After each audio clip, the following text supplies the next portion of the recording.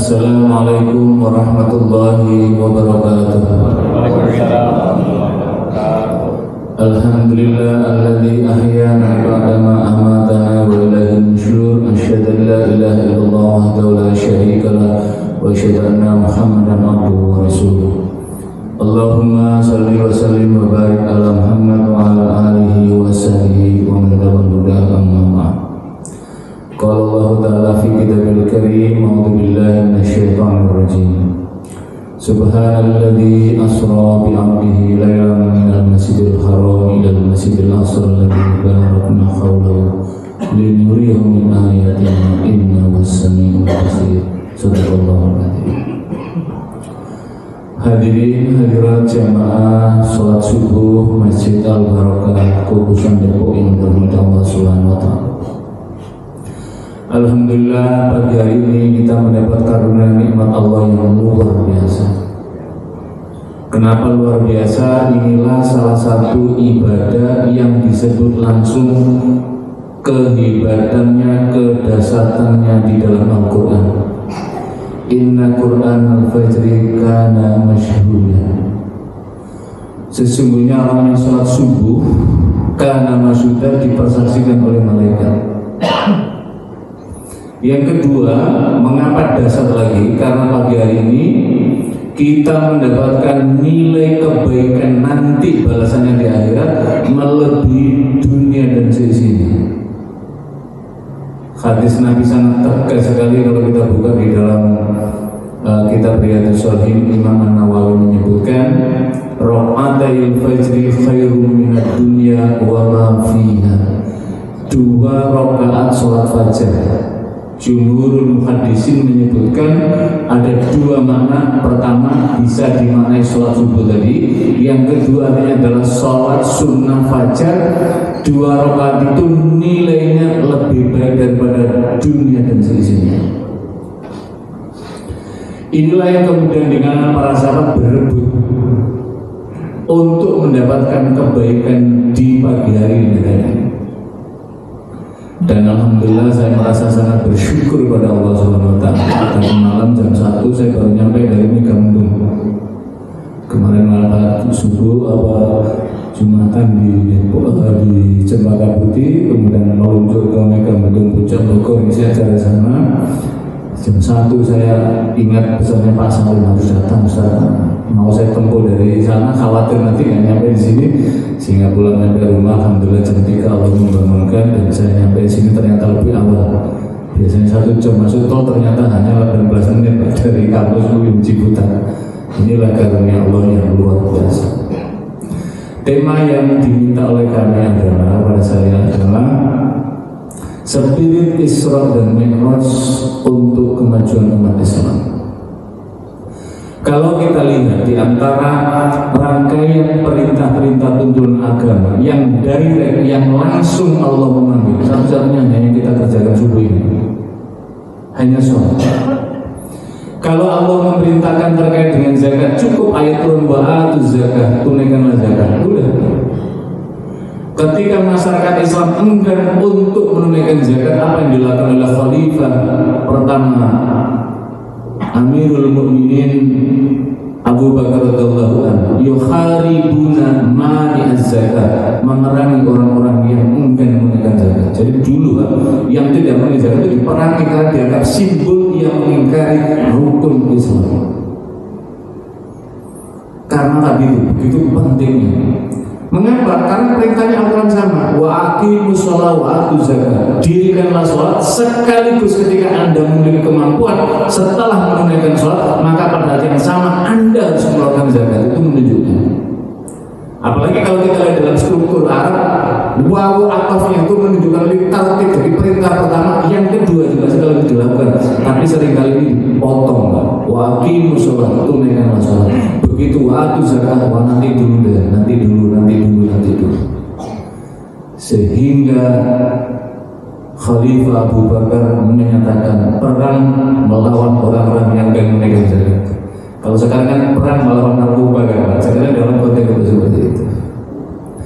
Ketika Allah memerintahkan untuk puasa, cukup ayat turun ya ayyuhalladzina amanu kutiba alaikumussyiyam. Hai orang yang beriman, diperintahkan pada kamu untuk menunaikan puasa. Ketika ayat haji juga sama. Wa atimul hajja wal umrata lillah, sempurnakanlah haji dan umrah karena Allah. Untuk siapa? Manis tatawa ilaihi sabila, bagi orang yang memiliki kemampuan. Pak, saya sekarang udah mampu, Pak, tapi kalau dipanggil mampu menurut kuotanya. Pak, saya sudah mendapatkan kuota, Pak, kalau belum angkat mampu istitoah fisika, istitoah kesehatan sekarang, Pak, ya, untuk 2024 ini, yang sebelumnya bisa. Tapi ketika untuk sholat Allah direct langsung. Subhanalladzi asra, maha suci Allah. Mengapa Allah memulai kalimat yang indah dalam rangkaian Isra dan Mi'raj ini? Allah menggunakan subhana.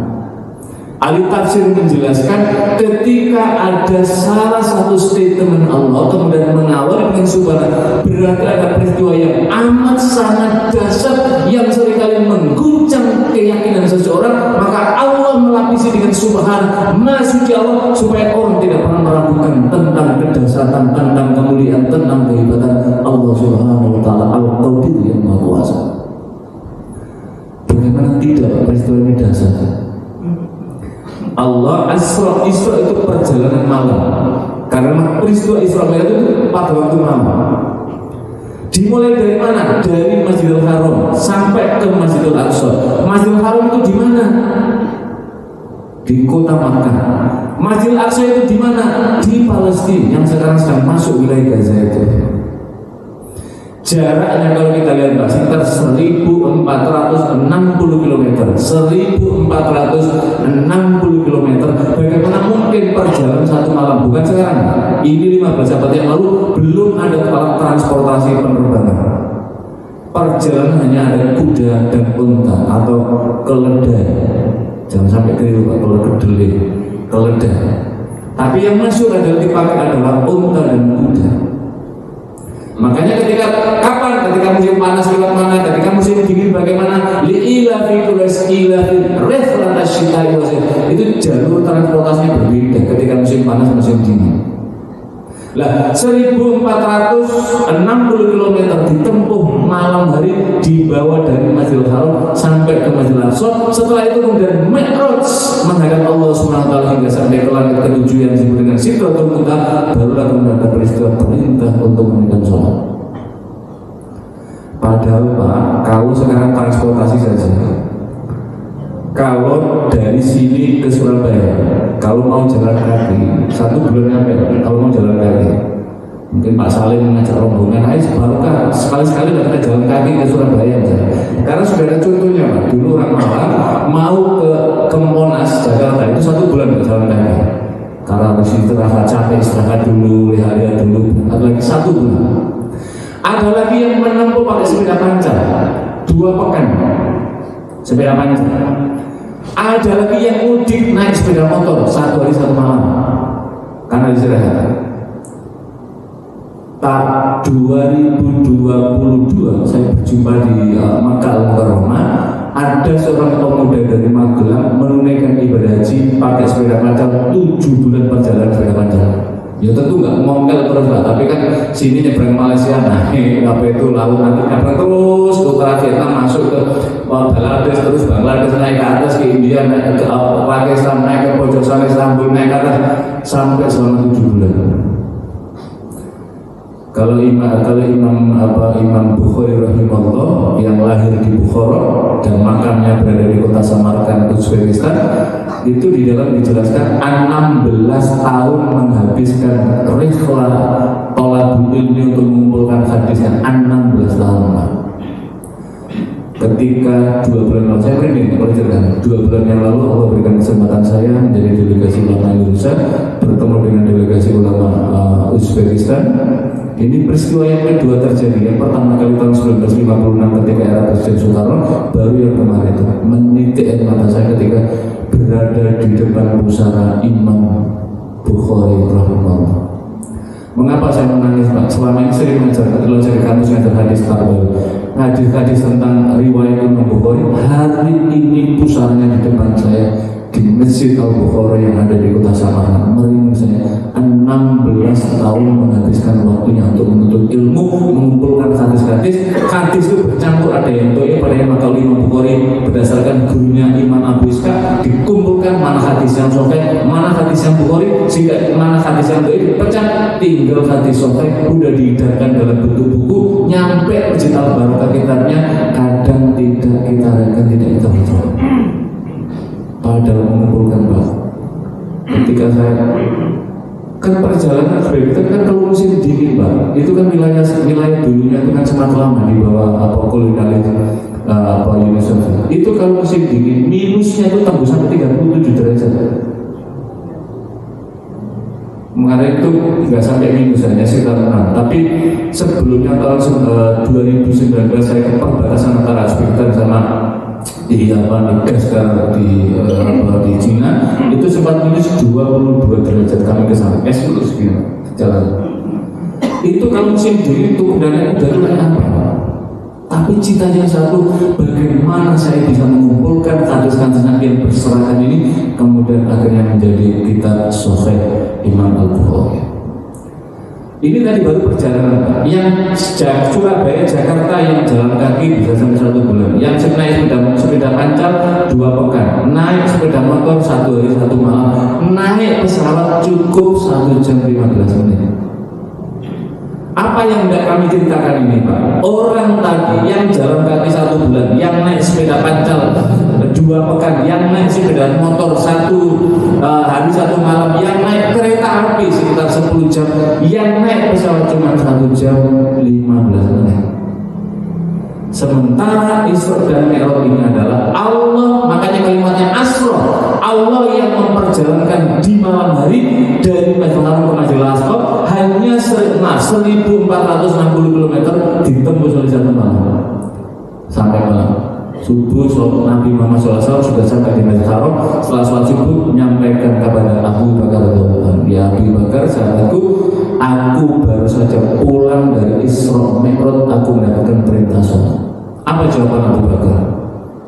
Saya beriman mengimani apa yang kau sampaikan. Lebih dari itu ya Rasulullah, aku mengimaninya. Itulah makanya sahabat Abu Bakar digelari As-Siddiq. As-Siddiq itu artinya selalu membenarkan yang terkait dengan informasi ilahiyah. Selain Siddiq juga bisa bermakna kejujuran. Apa pelajaran penting dari Isra dan Mi'raj?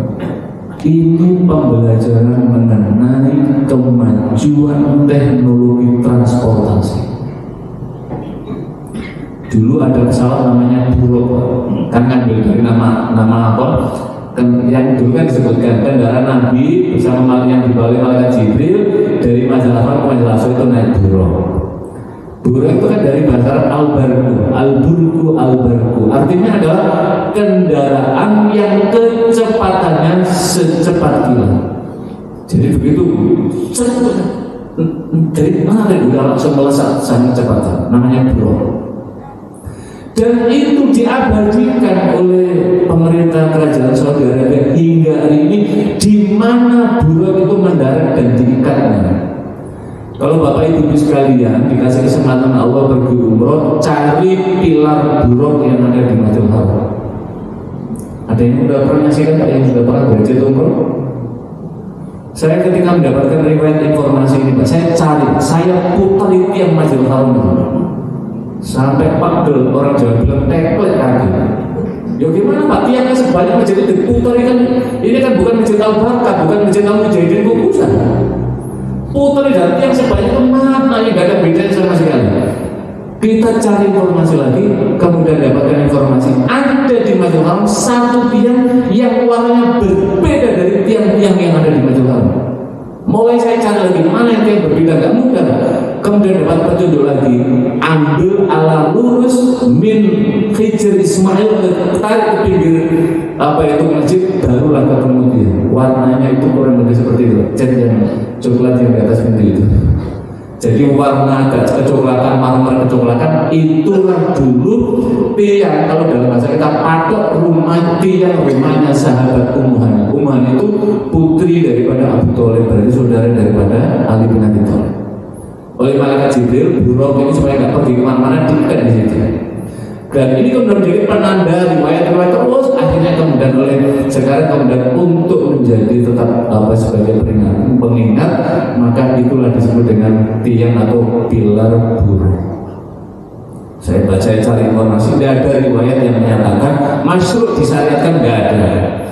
Tetapi para ulama biasanya yang sedang berada di situ sekedar bersandar di tiang itu sambil membaca sholawat Nabi SAW untuk mengingat bagaimana perjalanan Isra dari Makkah menuju ke Masjidil Aqsa. Ini alat transportasi teknologi yang luar biasa, Pak. Dan sekarang inilah menjadi alat transportasi antar pulau. Jakarta kalau ingin ke Papua, Jakarta, kemudian ke Bandara Sentani yang ada di Jayapura. Itu kemudian nanti masuk ke daerah-daerah. Alhamdulillah saya sudah hampir sebagian besar wilayah kabupaten-kabupaten yang di Papua kami menjamah semua, termasuk di Jayapura, di Jayawijaya, Wamena, Merauke, terus sampai naik ke atas ujung sana. Papua Barat juga berada di situ seperti di Fakfak. Dan saya pernah melandai di bandara itu, jantung saya mau coba. Ujung ini tebing itu jadi 5 meter, Pak, dengan landasan. Ujungnya lagi 35 meter tuh, saya bayangkan kalau remnya belum itu, wah, cuat langsung. Tapi inilah karunia Allah yang berikan alat transportasi tadi. Apa maknanya, Pak, pelajaran Spirit Isra dalam konteks ini? Spirit ini adalah berarti umat Islam harus mempelajari, menguasai tentang teknologi. Dan sekarang ini adalah yang berkembang adalah teknologi informasi yang dikenal dengan digitalisasi melalui ini yang luar biasa, ini Android, Pak. Tapi seluruh informasi di muka bumi ada di sini. Termasuk saya mencari alamat Masjid Al-Barkah di mana, di pandu sini. Belok kanan, belok kiri, terus 50 meter lagi, belok kanan, ada di sebelah kiri, nyampe ceruk di depan, kemudian dari bawah petugas yang sudah dibuka atas. Ini teknologi itu. Yang dulu ketika kami masih di kampus untuk mempelajari tugas-tugas mahasiswa itu mesti tunggu perpus, kalau petugasnya belum datang ditunggu jam 7.30, jam belum datang, jam 8 belum datang, ternyata dapat kabar petugasnya nggak masuk karena anaknya sakit, udah nggak jadilah ke perpustakaan. Sekarang perpustakaan library booknya yang ada di digital ini 24 jam dibuka oleh Mbak Google. Syekh Google membuka 24 jam untuk berselancar mencari informasi buku ini ada sebenarnya. Tapi kita, anak-anak kita paling banyak itu menggunakan TikTokers, jamaah TikTok, Instagramia, jamaah Instagram, Facebookia, jamaah Facebook, WhatsAppia, jamaah WhatsApp. Udah luar biasa di sana habis kita. Pada di HP kita ini Al-Quran, Mushaf Al-Quran juga ada di sini. Tapi kalau kita hitung waktu 24 jam, berapa yang waktu yang paling banyak yang kita gunakan untuk baca Al-Quran dibandingkan baca WhatsApp, dibandingkan baca Facebook dan lain-lain. Padahal kata Imam Ahmad bin Hanbal dalam kitab Musnadnya, beliau menyampaikan Iqra'ul Quran fa innahu ya'ti yaumal qiyamah. Bacalah olehmu sekalian Al-Quran, karena Al-Quran itu nanti bacaan itu akan datang pada hari kiamat. Untuk apa? Syafi'an li ashari, untuk memberikan syafaat pertolongan kepada orang pembaca. Jadi nanti yang memberikan pertolongan itu bacaan Al-Quran, bukan bacaan WhatsApp. Apalagi WhatsApp hasil pemilu nggak ada itu nanti di sana. WhatsApp Al-Quran yang memberikan informasi. Allah menyatakan subhanahu wa suci Allah. Kemudian di dalam kitab tafsir Buya Hamka rahimahullah, beliau menyampaikan begini, mengapa ketika sahabat Abu Bakar mengimani kemudian digelar dengan as-siddiq? Karena ini peristiwa dasar. Saat itu penduduk Makkah tertawakan, wah Muhammad sudah aneh ini. Kok dia cerita baru pulang dari Masjidil Aqsa kemudian naik ke langit, Allah kira-kira begitu. Maka apa jawaban dalam kata ini? Buya Hamka berikan ilustrasi begini. Ibaratnya adalah Buya Hamka hari ini, pagi hari ini dari Masjid Al-Azhar Kemayoran mau ceramah di Kota Makassar, naik di Bandara Kemayoran. Dulu kan Bandara Jakarta kan Kemayoran. Tiba-tiba di jalan Sisingamangaraja ini ada semut, kemudian masuklah di satu jasnya Buya Hamka. Buya Hamka naik pesawat, nyampe lah ke Makassar, sore harinya balik ke Jakarta lagi, kemudian ke Al-Azhar. Semut itu keluar dari sakunya, kemudian cerita pada teman-temannya, aku baru pulang dari Makassar. Kira-kira semut yang lainnya percaya mana? Pasti akan ngece kalau kata orang pelajar. Ngecenya bahaya, dari akan jalan begitu. Kok kamu tiba-tiba cerita baru pulang dari Makassar? Semut yang lainnya menggunakan, maaf kalau tanda petik, logika semut sebagaimana ada. Dia lupa bahwa semut ini mengapa baru pulang dari Makassar, karena ia ikut rombongannya Buya Hamka. Sama juga mengapa Nabi Muhammad dari Masjidil Haram Makkah sampai ke Masjidil Aqsa di Palestina bisa. Nabi Muhammad ikut rombongan malaikat Jibril naik buruk. Jadi kan sederhana. Ibaratnya kayak kita, ini rombongan wali kota pasti punya privilege. Ini rombongan gubernur pasti privilege. Ini rombongan pasti privilege. Pasti privilege. Saya hari Ramadan bersama Pak Wakil Gubernur Papua Barat. Diajak ke, ya pasti dikawal Pak, karena itu bersama. Tapi coba beliau duluan, kemudian saya sendiri, siapa yang ngawal ustaz kecil-kecilan begini? Nggak ada. Tapi karena rombongan juga dikawal nggak ada apa-apa. Kira-kira seperti itu. Mengapa? Karena ada keagungan di dalamnya, yaitu Allah yang memperjalankannya. Nah, yang penting bukan perjalanan, itu adalah sekedar transportasi. Berarti apa? Umat Islam harus melek teknologi. Ini kan transportasi, Pak. Ini sebenarnya kan berikan isyarat. Sekarang kemudian kita lihat lagi. Siapa yang menguasai transportasi dirgantara udara di dunia ini? Lagi-lagi bukan namanya Muhammad Ziyad, bukan namanya Pak Salim, bukan namanya Pak Abdullah. Lihat siapa yang menguasai. Padahal kalau kita buka di dalam surat Ad-Dhariyat, Allah menjelaskan, wa fis samai rizqukum wa ma tu'adun. Dan di langit ada rizkimu. Kata Allah, wa fis samai rizqukum, dan di langit ada rezeki. Selama ini difahami yang di langit ada rezeki apa? Allah menurunkan air hujan dari langit, maka kemudian tumbuh nabatu, tumbuh aneka macam tumbuhan, kemudian dari sana perkembangan ekonomi dan seterusnya.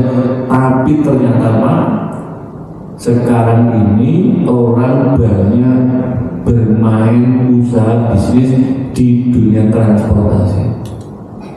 Orang pergi ke Surabaya udah malas, wah ada pesawat kemana-mana. Kalau dia di bandara Soekarno-Hatta, satu harinya koran itu sekitar 1.250-an penerbangan hilir-mudik.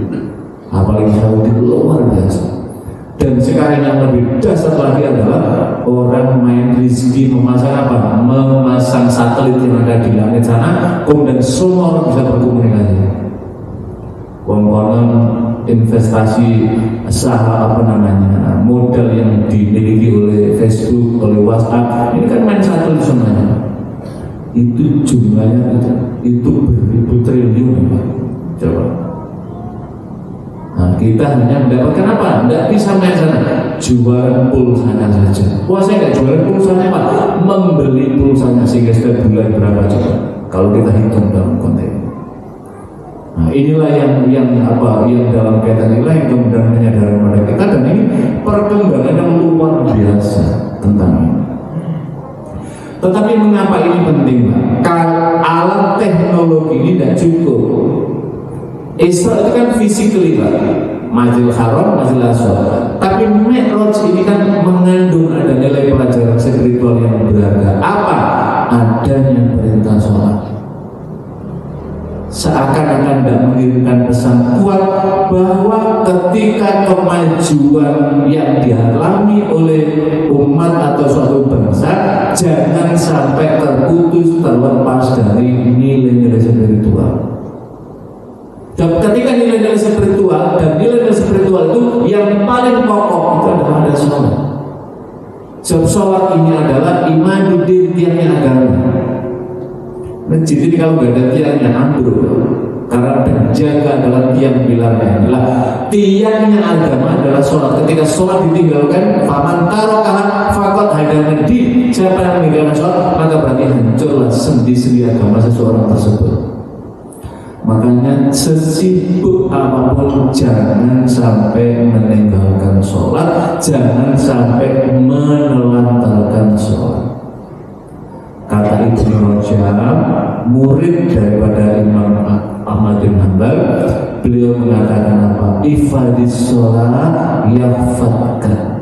Mengutip hadis Nabi SAW yang merupakan pesan Nabi Muhammad SAW kepada sahabat Abdullah bin Abbas.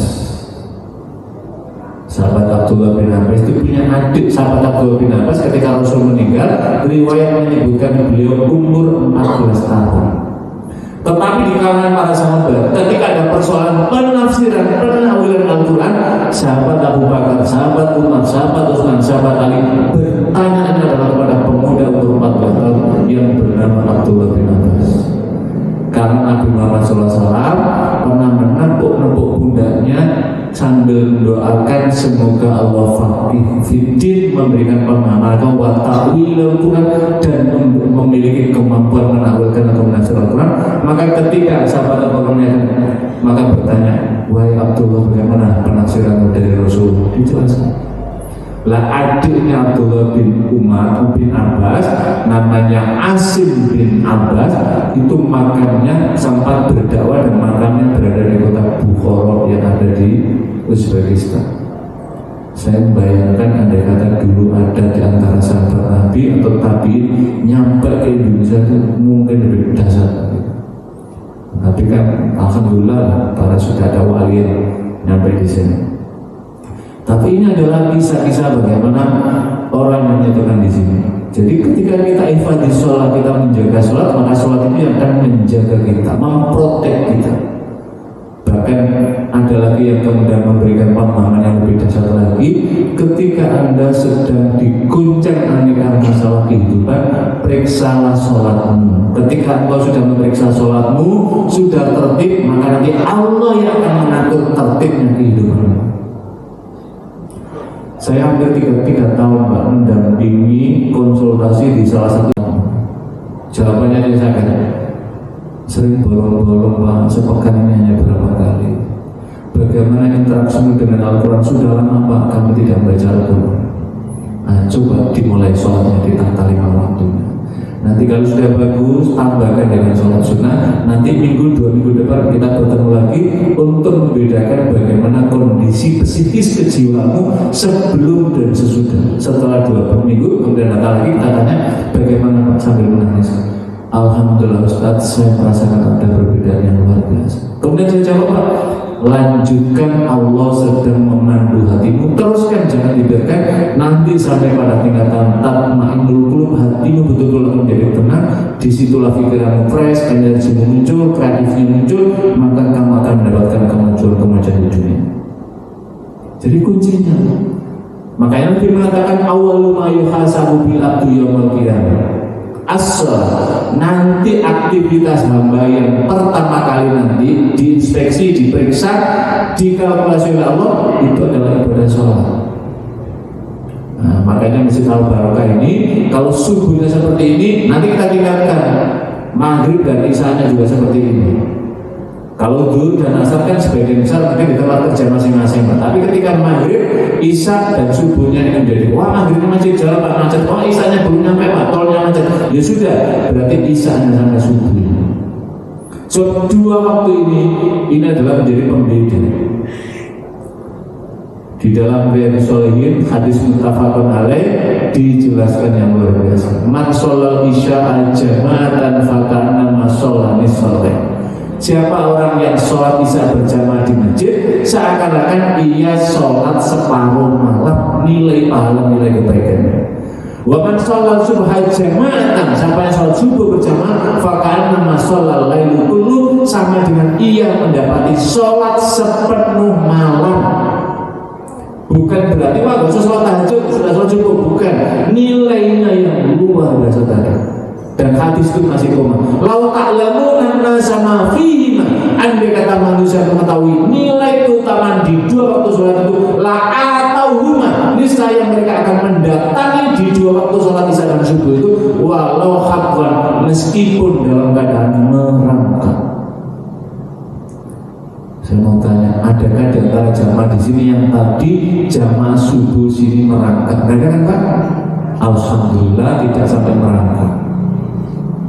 Saya pernah mendapati Pak, saat putaran tol di situ tersentakkan. Kita mau berebut untuk mendapatkan mencium Hajar Aswad, enggak mendapatkan. Di depan itu ada maaf. Bahasa Jawanya ngesot lah, apa bahasa Indonesia? Merangkak ya, ngesot. Ngesot apa bahasa Jawa? Ngesot ya, ngesot. Bahasa Indonesia ngesot, enggak tahu ya. Merangkak. Tiba-tiba bisa nyampe begitu kita putar, beliau bisa di depan. Artinya apa? Semua orang berikan penghormatan, akhirnya bisa nyampe dan diangkat oleh askar itu, nyampe kita itu udah keserok, udah gak ada lagi. Dan dia menyesal di pinggir itu, orang semua tunda sana. Subhanallah, Allah menyatakan kan, kalau sudah masuk di sini, amin akan amin, Allah berikan. Jadi Allah tunjukkan jalan-jalan dalam keadaan merangkak. Ini kan ayat yang terkait dengan surat Al-Baqarah, terkait dengan salah satu sahabat Nabi yang buta, yaitu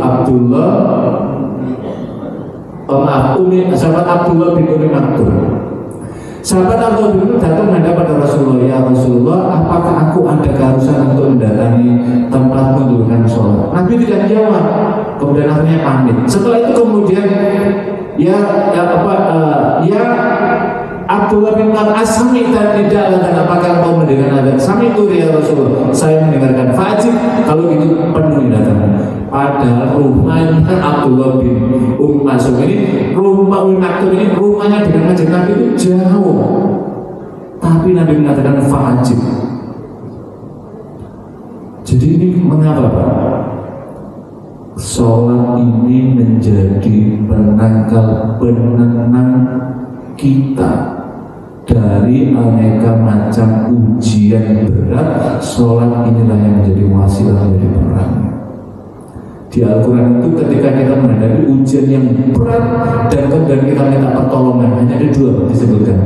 Ya alladzina amanu ista'inu bis-sabri was-shalah. Hai orang yang beriman, kalau kamu memiliki masalah yang sangat berat menghadapi dunia ini, cukup dua passwordnya. Apa? Mintalah pertolongan kepada aku, kata Allah SWT, dengan cara sabar, ikhtiarmu maksimalkan, ayo. Tapi tidak cukup di situ. Wassalat, tunaikan sholatmu, sholat tertibkan sholat wajibmu, ayo tingkatkan sholat sunnahmu, sholat duha, sholat malam, terutama sholat malam, karena sholat malam disebut langsung dalam Al-Quran. Wa minal laili fatahajjat, dan sebagian malam Allah dan minta seluruh malam, karena Allah tahu ngantuk.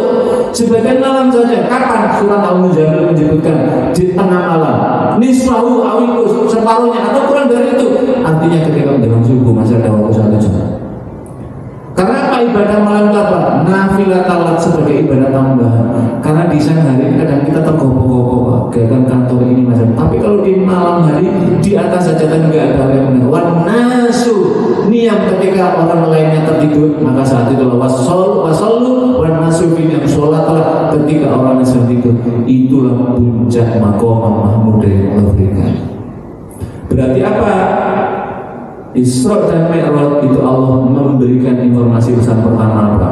Memajukan ilmu pengetahuan yang memberikan manfaat pada umat manusia. Tapi tidak cukup itu, engkau harus melapisi apa? Dengan kemampuan penguatan spiritualitas. Apa rahasianya? Pesannya. Karena Isra Mi'raj itu terjadi 6 bulan sebelum peristiwa hijrahnya Nabi dari kota Makkah ke Yathrib yang kemudian menjadi kota Madinah Munawwarah.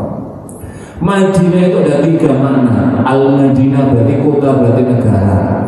Makanya apa namanya Al-Farabi menulis kitab yang sangat terkenal Al-Madinah Al-Fadilah, negara utama atau kota utama. Nah ini Madinah Al-Munawwarah, Madinah yang disinari karena kehadiran Nabi.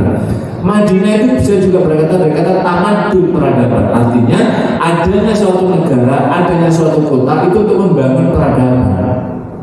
Tapi kota yang maju dengan peradabannya jangan sampai terpisah, karena ada akar kata adin, agama. Berarti kota, negara yang maju itu harus disinari dengan nilai-nilai agama.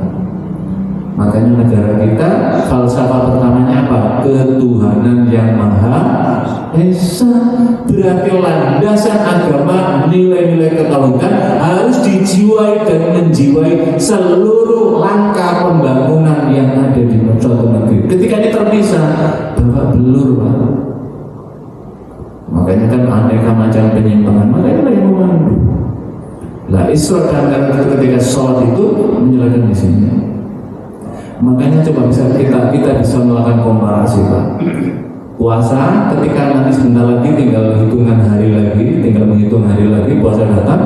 Ketika dalam keadaan apa? Safar, bepergian. Keadaan apa? Marid, sakit, maka orang mendapatkan rusuh. Fa'idatun min ayyamin ukhra. Ganti nanti qadha setelah Ramadan baru diganti.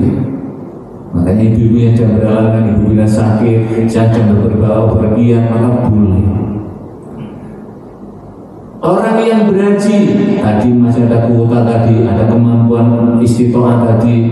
Ketika zakat hanya bagi orang yang sudah batas nisabnya ketentuannya, tapi sholat nggak mengenal, nggak bisa berdiri dengan duduk, nggak bisa duduk dengan berbaring, nggak bisa berbaring seperti di rumah sakit isyarat.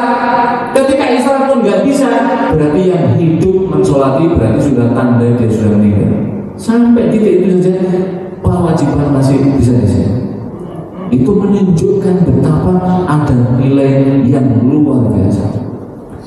Ada jamaah yang bertanya, Pak, dari mana menjelaskan bahwa sholat ini mampu menenangkan hati? Kita buka di dalam surat Al-Ma'arij.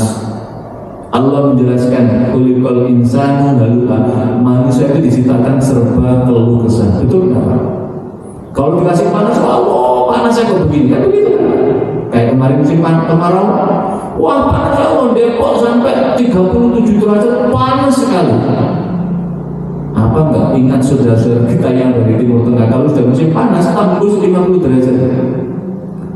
Musim haji 2022-2023 kemarin, ketika wukuf di Arafah tahun jamaah haji 2022, itu kondisi Arafah itu sedang posisi 50-52 derajat panas. 50 derajat itu, Pak, kalau terjadi di kita, kaca masjid itu pasti retak. Karena ketika bulan Juni 2022 kami di Mekah itu 47, kawan kami yang di Madinah sedang 52 derajat, itu kaca konsulat Indonesia di sana rata-rata saking panasnya luar biasa. Jadi begitu keluar jamaah kita di sini, kaki kita melangkah di jalan aspal, cari sandal langsung melepuh, kaki kirinya melepuh lagi, maka nggak bisa melangkah. Itu kondisi panas, aspal meleleh. Kita baru 37. Kalau musim dingin tidak seperti itu. Cuaca panas seperti itu, mengeluh, dikasih sakit sedikit mengeluh, Allah berat sekali. Dia lupa bagaimana Nabi Ayub alaihissalam diuji.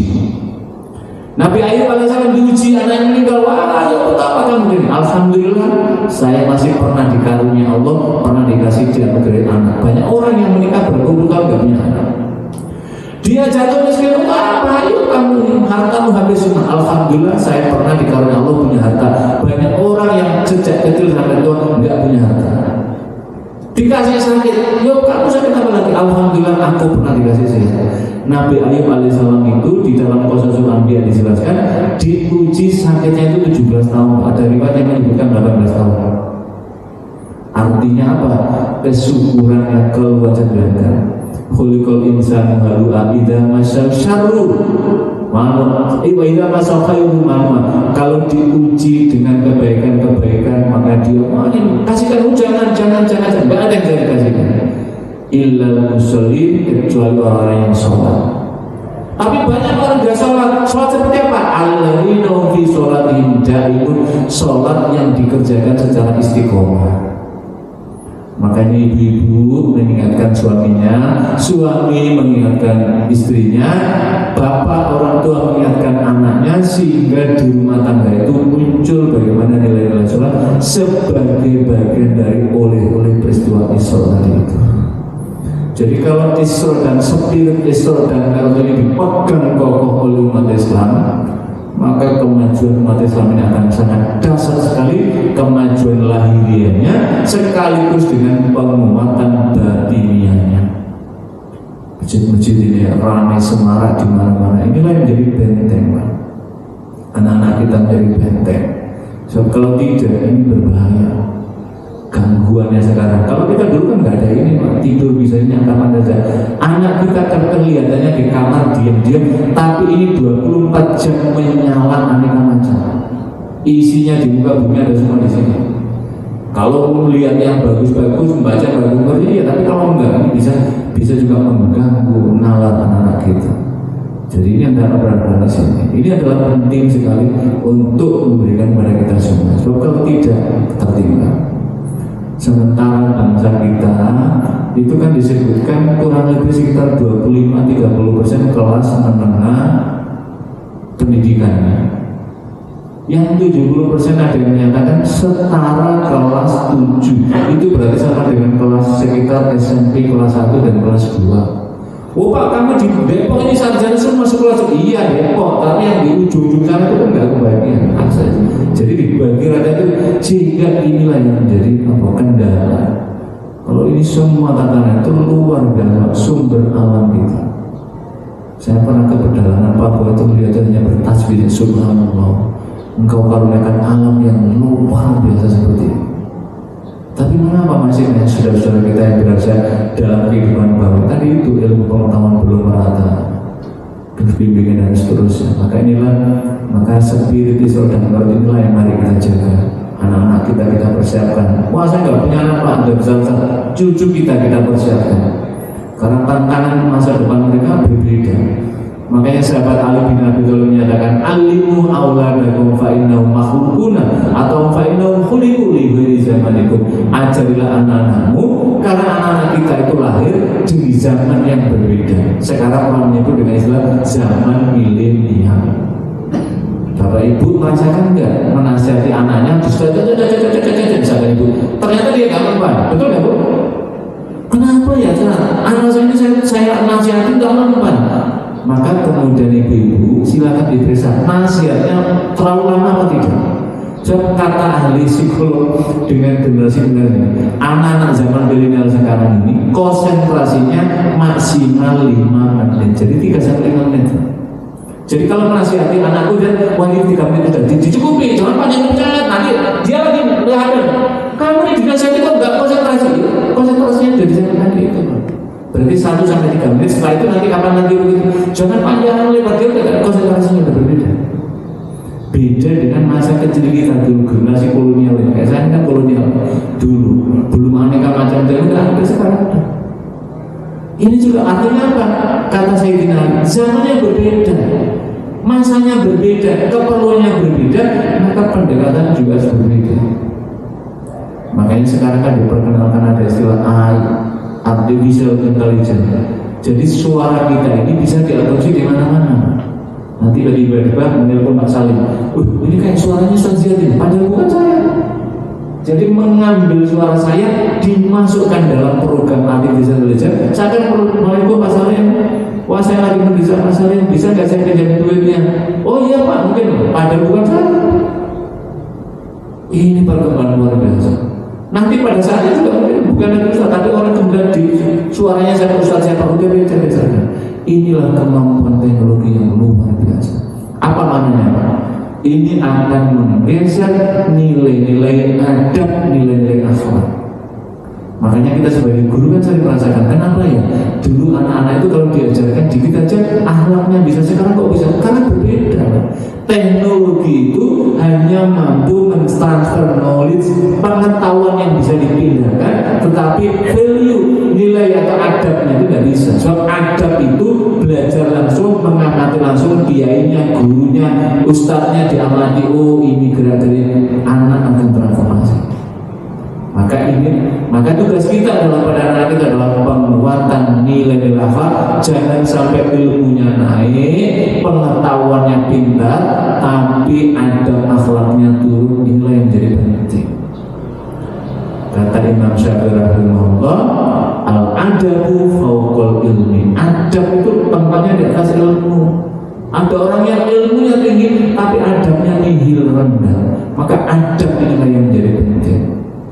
Karena Nabi apa? Innama bu'istu utammima makarimal akhlaq. Sesungguhnya aku diutus untuk menyempurnakan akhlak. Isra dan Mi'raj itu penguatan ilmu pengetahuan, penguatan spiritualitas, sekaligus penguatan nilai keadaban tentang akhlak. Kadang-kadang kita ini kalau pergi keluar malu. Bangsa Jepang kan dikenal Pak etika. Mereka menyebut itu akhlak etika. Dia tahu kalau naik kendaraan umur yang lebih tua siapa, yang muda dia langsung berdiri. Please you, silakan kamu duduk. Yang tua duduk. Kalau di kendaraan di kita yang muda topinya diturunkan. Kayaknya nggak tahu ini tua yang nggak bisa muda lah. Mas pegel juga saya udah biarin saja. Orang tahu ada ibu naik keliling silakan. Luar biasa. Penyebrang itu tunjukkan saya dan Masya Allah. Sehingga keluarlah ungkapan Syekh Amir Syakir Arsilan. Ada juga yang menyebut ungkapan Syekh Rasyid Ridha Muhammad Abdul. Safartu Aruba, saya berkeliling jalan-jalan di Eropa. Wajadtu Islaman, saya mendapati nilai-nilai keislaman. Wa ma wajadtu musliman, meskipun aku tidak menjumpai orang Islam. Wa safartu Misra, dan aku juga berjalan-jalan di Mesir. Karena aku tanya, wajadtu musliman, kami menjumpai orang Muslim. Wa ma wajadtu Islam, tapi nilai-nilai keislaman tidak kami jumpai. Maksudnya kedisiplinan, kebersihan, kejujuran dan lain-lain. Mari nilai-nilai ini kita jaga, kita kuatkan dari kehidupan rumah tangga kita, kehidupan masyarakat kita. Mudah-mudahan dengan cara semacam ini kita menjemput pintu-pintu keberkahan Allah dari langit Allah. Kan Allah menyatakan walau anna ahlal qura amanu wattaqau lafatahna alaihim barakatin minas samai wal ardh walakin kadzabu fa'akhadnahum bima kanu yaksibun. Andai kata penduduk negeri itu beriman bertakwa, maka akan aku bukakan pintu-pintu keberkahan dari langit. Keberkahan itu artinya adalah ziyadatul khair, bertambahnya nilai kebaikan. Ada orang yang gajinya tinggi tetapi tidak ziyadatul khair, rumah tangganya bertengkar saja. Ada yang kelihatannya kayaknya biasa-biasa tapi kok damai, itu namanya ziyadatul khair, bertambah nilai kebaikan. Lah salah satunya pintu-pintu keberkahan, pintu-pintu itu dibukakan adalah pintunya ada di masjid. Mudah-mudahan kita sandal kita sering ditemukan di masjid. Biarlah sandal kita pernah hilang di masjid daripada sandal kita tidak pernah hilang di masjid karena tidak pernah datang ke masjid. Kan ada yang, wah gimana dia? Maksud saya bukan berarti besok wah ini nggak apa-apa, bukan. Itu kan ilustrasi menunjukkan dalam konteks sehingga kita semua saling bersama-sama. Bapak Ibu dan hadirin sekalian, masalah yang tadi mengingatkan Ustaz, nanti selamanya sampai surut. Surut itu adalah 5 sampai 55. Ini sudah 6 lewat 3. Teori surut itu 5:55 naikkan 12 menit, berarti kurang lebih pas 6 sama 6 menit selesai di sini. Bapak Ibu dan hadirin sekalian, demikian yang dapat kami sampaikan. Mudah-mudahan kita semua dilimpahi Allah panjang umur, sehat walafiat, dan selalu berada dalam kebaikan bersama Allah Subhanahu wa taala. Nasrullah wa fathul qarib wa basyiril mu'minin. Wassalamualaikum warahmatullahi wabarakatuh.